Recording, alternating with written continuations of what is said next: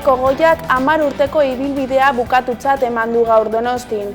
Haren ordez, Jon Intzaustik bere kargua hartuko du urriaren bukaeran. Hamarkadari buruzko gogoeta egin du oraindik alkatea denak eta 10 urteko izan duen egonkortasuna Alderdi Sozialistari esker lortu duela adierazi du.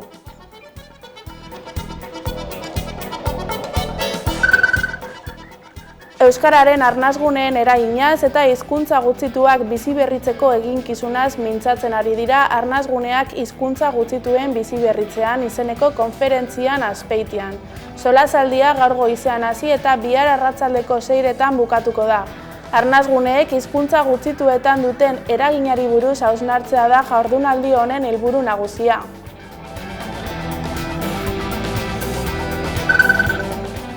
Euskal Zinebilera hasi da gaur Lekeition. Urtero legez, film laburrez osatutako 4 eguneko programazioa eskaintzen dute eta gainera urte hau berezia da jaialdiarentzat. Lekeitiok 7 urte betetzen baitu.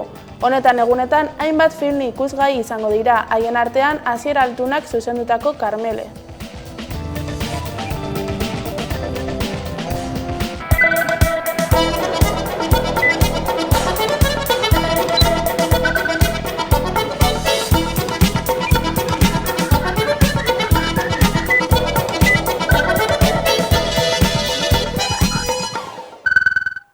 Gabon guztioi eta ongi etorri urriaren 16ko albistegira. Igandean Gasteizen Falangeak antolatutako ekitaldi batean ertzaintzak gazte bat larri zauritu zuen. Gazteak berak bere bertsioa partekatu du sareetan. Igande honetan Gasteizen Falangeak egindako ekitaldian gazte bat larri zauritu zuen ertzaintzak. Gazteak berak emandu gertatutakoaren bere bertsioaren berri sare sozialetan azaldu duenez, poliziak Euskal Herrira makilez armaturik etorritako falangistak babestu eta haiei aurre egitera hurbildutako abertzaleak jazarri zituen. Bere kasuan, ohartarazi duenez, aurpegira zuzenean bideratutako pilotakada batek Espainia ebaki, masailezurra hautsi, hortz bat atera eta 2 hortz aldatu zizkion. Arabarrak bere sareetan partekatutako irudiak gogorrak dira, hoietan kolpeak utzitako zauriak argi eta garbi ikus daitezke. Gertatutakoa alde batera utzita Gasteizko gazteak egindakoaz harro dagoela jakinarazi du, eta azpimarratu du mobilizazio iraingarri hura baimendu eta bortizki defendatu zutenak direla lotsatu beharko liratekenak. Eusko Jaurlaritzako segurtasun sailak bere aldetik istiluetan bakarrik agente zaurituak egon zirela adierazi zuen, eta Ricardo Ituartek sailburu ordeak bertaratutako gazteak euskal faxistak izan zirela nabarmendu zuen. Urriaren 12an istilu larriak izan ziren hiriburuan, Falange Espainola eskuin muturreko taldearen kontra egindako mobilizazioan.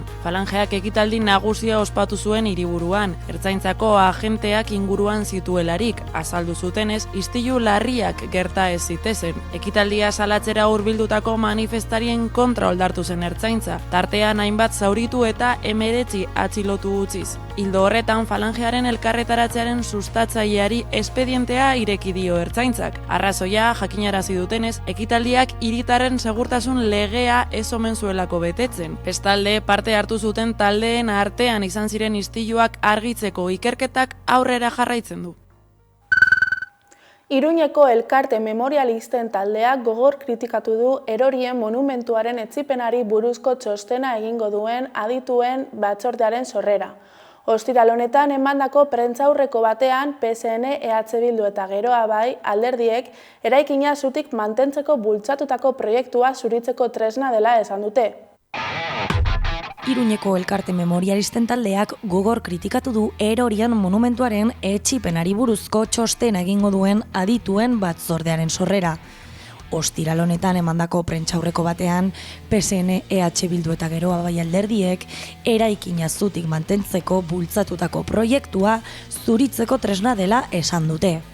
Elkarteen arabera adituek aurkeztutako txostenak hilobi frankista zuritzeko baino ez du balioko. Monumentuak 1936ko kolpea goraipatzeko simboloa izaten jarraitzen baitu. Diotenez, museo edo kulturgune bihurtu arren. Memorialistek batzordea izendatzeko erabili den prozedura ere zalantzan jarri dute. Hautaketa irizpideak, kontratuak eta beren lanak ekarriko duen kostu ekonomikoa ezagutzen ez dituztela ziurtatuz. udalari prozesuaren legezkotasuna bermatzen duten txosten teknikoak, juridikoak eta esku hartzekoak eskatu dizkiote. Eta ez dute bestertzen Nafarroko administrazio auzitegian helegitea aurkeztea. Kolektiboak monumentua eraisteko konpromisoa erabatekoa dela gogorarazi du. Frankismoaren biktimek egia, justizia eta erreparaziorako duten eskubidearen defentsan. Elkarteak manifestazioa deitu du azaroaren 8irako. Arratsaldeko 6etan, Erorietatik Iruñeko udaletxera. Erorien eraispenaren alde lelopean.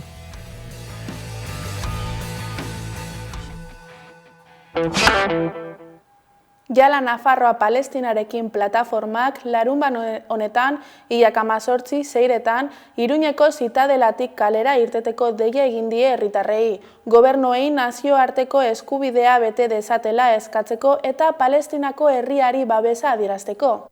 Jala Nafarroa Palestinarekin plataformak dei egin du larunbat honetan hilak 18 antolatu duten manifestazioan parte hartzera. Arratsaldeko 6etan zitadelatik abiatuko da. Adierazi dutenez, Palestinar herriaren eskakizunak kalera aterako dituzte. Gobernuak presionatzera, nazioarteko zuzenbidea bete dezaten. Bestalde, Global Sumut flotillaren kide bat egonen da mobilizazioan.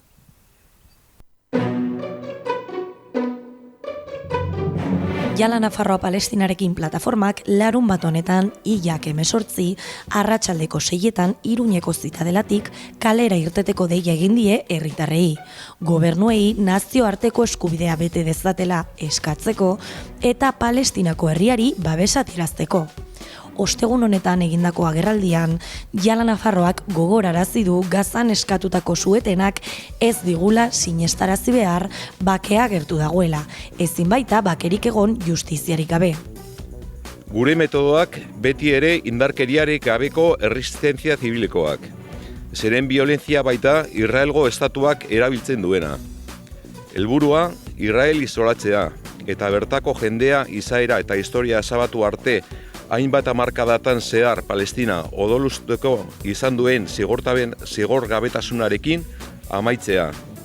Plataformak Israelen zigorgabetasuna salatu du eta gobernuei eskatu die genozidioari eta apartheid erregimenari amaiera emateko. Israel lurralde okupatuetatik erretiratzera behartzeko eta Palestinako herriak autodeterminaziorako eta errefuxiatuak itzultzeko duen eskubidea onartzeko. Bestalde manifestazioan parte hartuko du Goreti Sarasibar Global Sumut flotillako kideak, Gazarekin elkartasunez nabigatu duen nazioarteko ekimenak. Larunbat honetan kaleak betetzeko eta mobilizazioari denboran eusteko deia egin du plataformak. Palestinak irabaziko duela eta nazioarteko elkartasuna inoiz baino beharrezkoagoa dela sinetsita.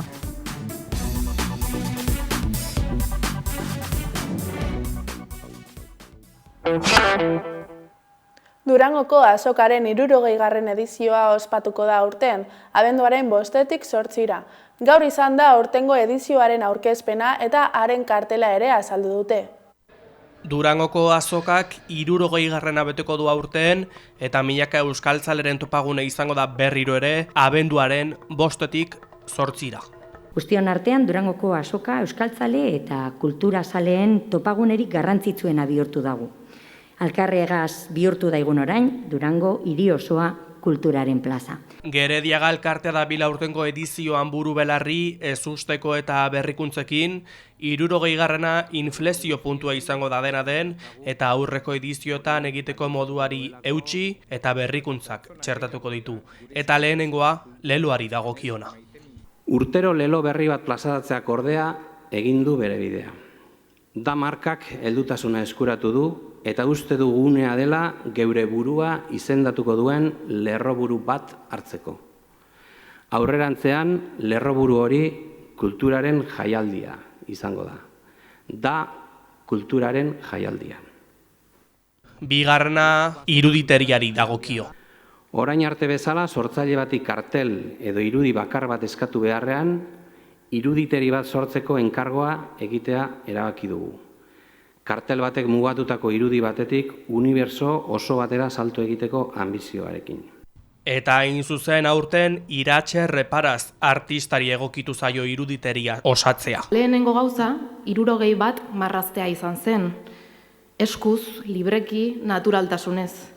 Eta marrazten ari nitzela, konturatu nintzen ez zela soilik zenbaki bat, ibilbide bat zen, mugimendua zuen forma bat, moldagarria eta hortik abiatu zen ideia osoa. Hainbat kartel eredu izango ditu aurtengo azokak, azoka ezin delako irudi bakar batean laburbildu. Hori gutxi ez eta gainera Beñat Gaztelurrutiak iragarri du Palestinarekiko hainbat ekimen egingo direla. Ez da erraza jaialdi bat antolatzea munduan samina edatzen ari den aldi honetan. Kultura erdigunean jartzea inoiz baino beharrezkoagoa den arren. Hori dela eta aurtengo Durangoko azokan ere, presente izango dugu Palestinako herria. Bai prestaketan, bai azokako egunetan, genozidioa salatzeko eta behin betirako gelditzeko deia luzatuko dugu. Eta euskararen egoera kezkagarrian eragiteko dei egin dute. Orain 60 urte piztutako sua, eskurik esku ekarri du Durangoko azokak gaur arte, balio dezala zu horrek, eta zu horren beroak, haren inguruan batu gaitezen, eta aldatu dezagun guztion artean euskarak bizi duen larrialdi egoera. Hitzordua beraz, abenduaren 5-tik 8 Durangon. Javier Muguruzak aurkeztu du gaur Inuit izeneko lan berria. Mikel Azpirozekin elkarlanean eta Juan Cruz Igerabiden letrekin 13 abestiz osaturiko albuma plazaratu du. Joseba Muguruzak diska berria aurkeztu du gaur Donostian. 13 abestiz osaturiko proiektua da Juan Cruz Igerabidek sinatutako letrekin. Muguruzaren bakarkako 23. diska izango da eta umeei zuzendutakoa da. Diska Donostiko Mamusik Estudioan garatu zen, Mikel Azpirozekin elkarlanean berriz ere. Aurretik ere, Azpirozekin hainbat proiektu ekoiztu izan dute. Ahotsak, Muguruzak eta Nieves Arillazek grabatutakoak dira. Mikel Azpirozek jamont organoa eta pianoa joditu ere. Jamari Ekaiek gitarra elektrikoak eta bateria Carlos Aranzegiren eskutik doa. Portadaren diseinua eta ilustrazioak Pedro Balmasedak sinatuak dira. Ez da urte honetan aurkezten duen proiektu bakarra. Maiatzan Julen eta Helene deituriko aurliburu bat aurkeztu zuen Jokin Mitxelenarekin batera hain zuzen. Eta gaur Amaiur Iragi abeslaria izan da gaurko elkarrizketatua. Xabi Alo izan da berarekin. Ongi etorri ze moduz gaurkoan motxiladunumen bizipenak izpide izango ditugu hemen Ameika Telebistan eta horretarako Amaiur Iragi Bilbotarra gonbidatu dugu gurera. Amaiur, ongi etorri, ze moduz? Ondo, eskerrik asko. Eskerrik asko Amaikaren gomita onartzagatik. Kokatu gaitezan, aita preso izan duzu urte askotan, eta behar bada min eta zama horretatik abiatuta pizpirri, pozgarri eta pizgarri diskoa argitaratu zenuen orain dela urte bete inguru. Nola sortu zen diskoa egiteko ideia hori? Bueno, pixkatukatzeko jaio nintzenetik aita espetxean egonda eta gu beti bizi izan gara kantuan, bertxotan, musika eta bertxo mundu hori beti izan da gure harremana indartzeko tresna bat. Eta pizpirri da apur bat harreman horren erakusleio edo giza harreman horren islada, ez? Eta, pixkata saltzearen ere diskoan dauden kantuak dira espetxean sortutako kantak, aitak sortzen zituen isolamenduan emandako urte luzetan, eta gero guk bizgeletan eta kantatzen genituen, eta garaio horietan genituen 5 minutuko dei horietan telefonotik telefonora grabatzen genituen, eta nik audio horiek gordetzen dituen. Eta aitak beti esaten zian kantu honak zirela eta izan behar nintzela pixka bat bere manaierra bezala eta hitz egin behar nuela Euskal Herriko artista eta talde diferentekin kantu horiek musikatzeko eta proiektua sortzeko eta duela urte asko hasi zen apur bat orduan diska egitearen ideia hori, baina geratu zen egia da kontu oso ahaztu batean eta aspaldiko kontu batean eta gauzak zelan diren duela 2 urte topatu nituen telefonotik telefonora grabatutako dei audio horiek, kantuenak, eta iruditu zitzaidan momentu polita diska egiten saiatzeko edo behintzat ahalegin hori egiteko. Eta esan duzu orain dela askoko proiektu bat dela, dena den urtebeteko ibilbide izan du tartean iazko Durangoko azoka bai, nolako harrera izan du diskoak Amaiur? Esango nuke harrera polita eta beroa izan duela. Esan duzun bezala, aurreko urteko Durangoko azokarako irten zen, eta nik uste dut azkenean dela gozotasun eta maitasun handiarekin egindako eta landutako lan bat, eta nik uste dut jendeak ere nolabait jaso duela maitasun eta gozotasun hori, eta guri ere horrela transmititu digute, ez? Azkenean, egia da, etxekoa den zerbait izan da, guri harritu gintuen, ez? Horrelako oihartzuna izateak, eta are gehiago harritu gintuen, ez? Jendeak atzean zuen barne historio hori jakitean, orduan, pizten zitzaiela bezala, diska eskuratzeko irrika hori edo nahi hori, ez? Orduan musika baino gehiago izan da, atzean izan duen historia horren berotasuna. Eta hildo horretatik non irakurri dizut Amaiur, herri honek horrelako hainbat historia ere izan dituela, eta nolabait horren islada izan nahi duela diskoak. Gainera gai horrekin hasiera batean etxerako zerbait izango zen, eta nire helburua diskarekin zen aitari oparitzea eta aitarentzako diska egitea, eta lehenengo tirada 50 diskako tirada bat izan zen, aitarentzako lehena eta gero bertan parte hartu duten guztientzako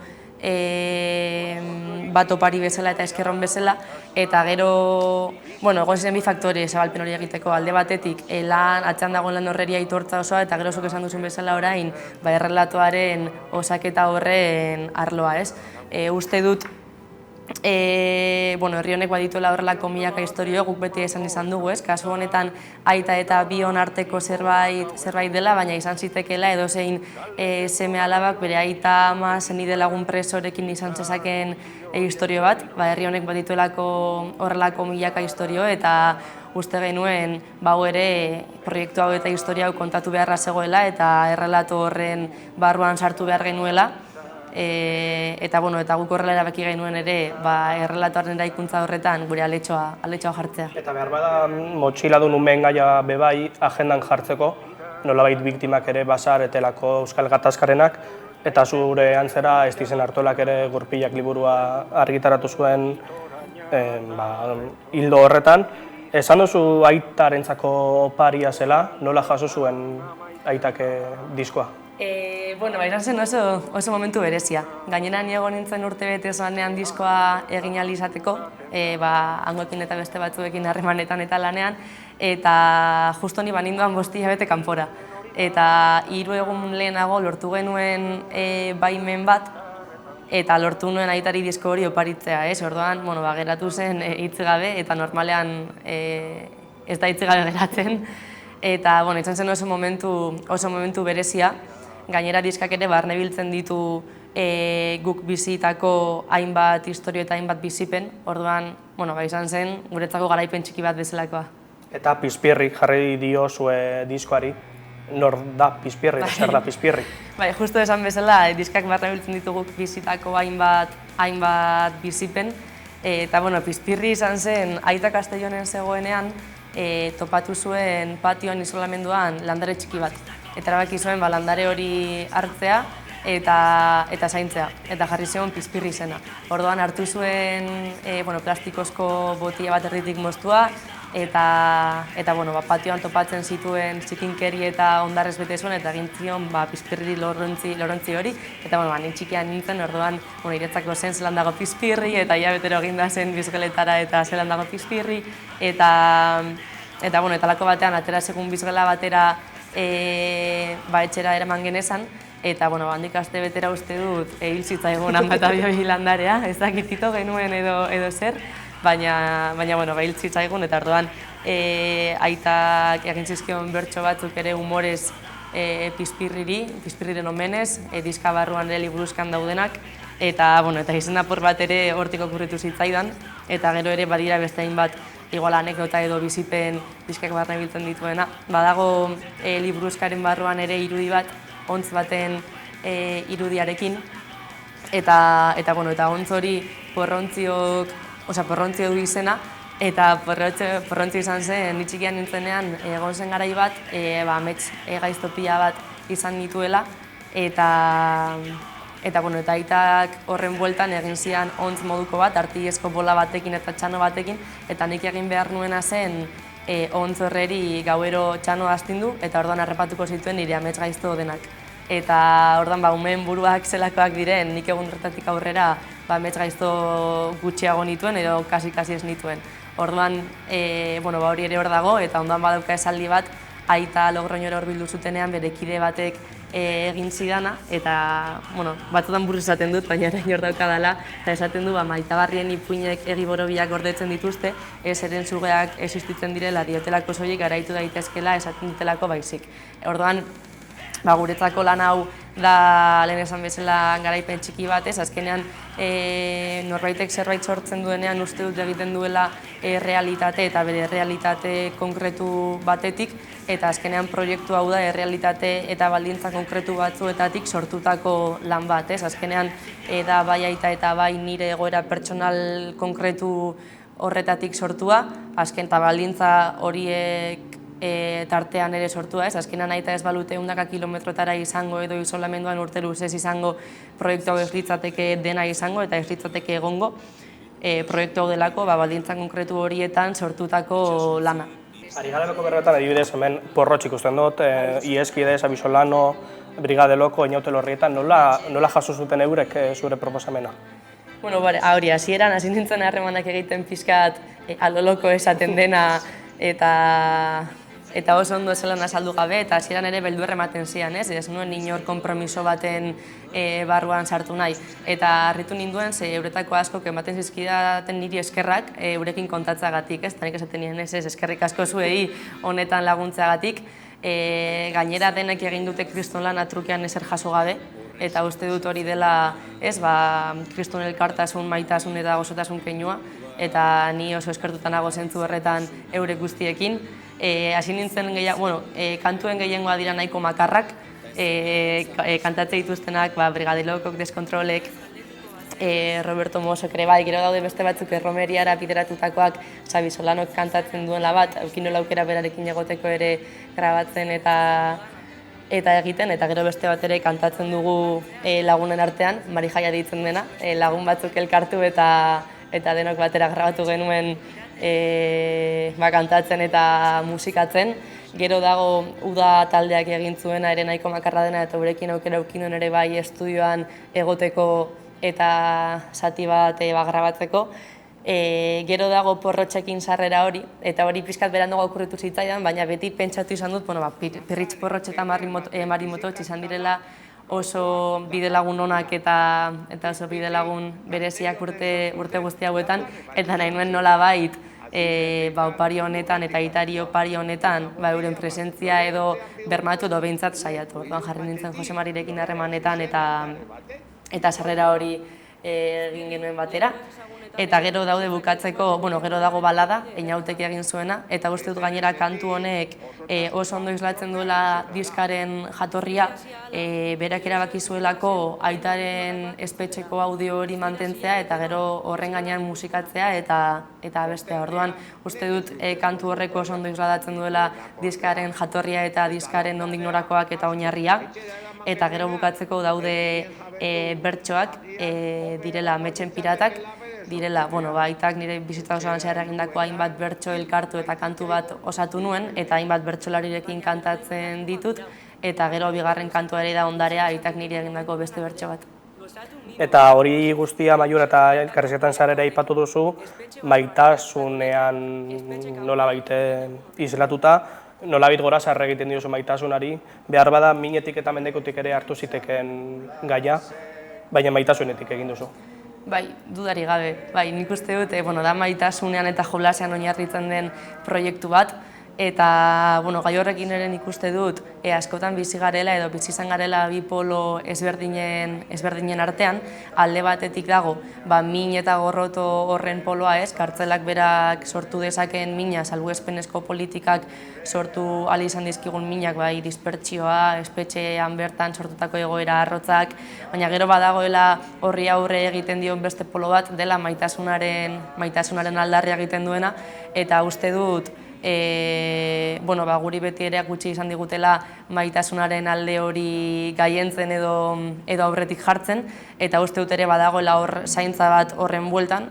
Adibidez, badira ez dakit 100 kilometro astebururo egin beharrekoak, baina badago zaintza sare eta babesare bat mirentzin deitzen dela horreri aurre egiteko, ez? Orduan, nik uste dut beti erakutsi izan digutela maitasun horretik ekiten, eta gaur egun ere horrela jarraitzen dugula. Amaitzen joateko Amaiur eta gaurkotasunera nolabait referentzia eginez, Sarek astebururako bere bigarren konferentzia antolatu du Bilboko Euskalduna jauregian, ezin da gehiago luzatu lelopean, eta tartean biktimen aitortzaz hausnartuko da. Zer nolako garrantzia dauka gaiak gaur egun? Azkenean edozein gatazkatan biktimak alde askotarikoak eta anitzak izaten dira, eta horien guztien aitortza bat egitea ezinbestekoa da, elkar ulermenetik aurrera egin ahal izateko. Horrek ez du esan nahi, norberak bere errealitate eta egia ez dituenik, azkenean bakoitzak bere egia eta bere errealitatetik bizi ditu, baina askotan egituak gaude gehien bat estatutik ere errelato bakar bat inposatu nahi izate horretara, eta uste dut guk hori ezin dugula inolaz ere onartu ez, eta adibidez nik zenide gisa besteen minak aitortzen dituan eta ulertzen dituan bezala ezin dugu onartu gure errelatoak kanpo geratzea, guztiak egon behar direlako mahai gainean. Amaiur iragia hausnarketa horrekin agurtuko zaitugu, eskerrik asko gaurkoan Amaikara etortzagatik, esango du elkarren berri, eta beste bat arte. Eskerrik asko zuei. Gaurkoan, Pisoren taupada abestearekin alegia amaituko dugu albistegia. Gogoratu Amaikaren webgunea eta sare sozialak eskuragarri dituzuela informazioa zabaldu nahi izan ezkero. Mila esker zuen arretagatik, ondo izan eta bihar arte. Bihotzean taupada, denbora gutxi gelitzen bada, momentu bat pasa nahi nuke zurekin itxasoari begira. Goztionek ez du merezi esaidazun den arazoa, joko hori behar dut irabazi dena hartu eta gero banoa. Berriz hasiko nuke dena zuretzat, oraindik handelak ez dira itzali, egiten dugu argazkiaren zat. Lehen aldian nintzen pixkat urduri, haregira begira egiten dugun guzia pixkanaka hasten zabaltzen. Zer dio historioak printzesa eta egera direla bukaeran ezkontzen. Bikain, ordua iritsi da, arrakasta ukandu ongetorrien mundura. Bestak hasiko dira, kantatzeko presgira, boteila guziak atera. Bihotzean taupada, denbora gutxi gelitzen bada, momentu bat pasa nahi nuke zurekin itxasoari begira. Guztionek ez du merezi esaidazun den arazoa, joko hori behar dut irabazi dena hartu eta gero banoa. Emeki begiak ditut, hasi dudan egunak filma iduridu, denetan gertatzen baina ezin gelditu, zarkia piztu arte burrokatuko giragu. Elgarrekin, lortzen dugu segurniz, zoetanik, egingo dugu berriz.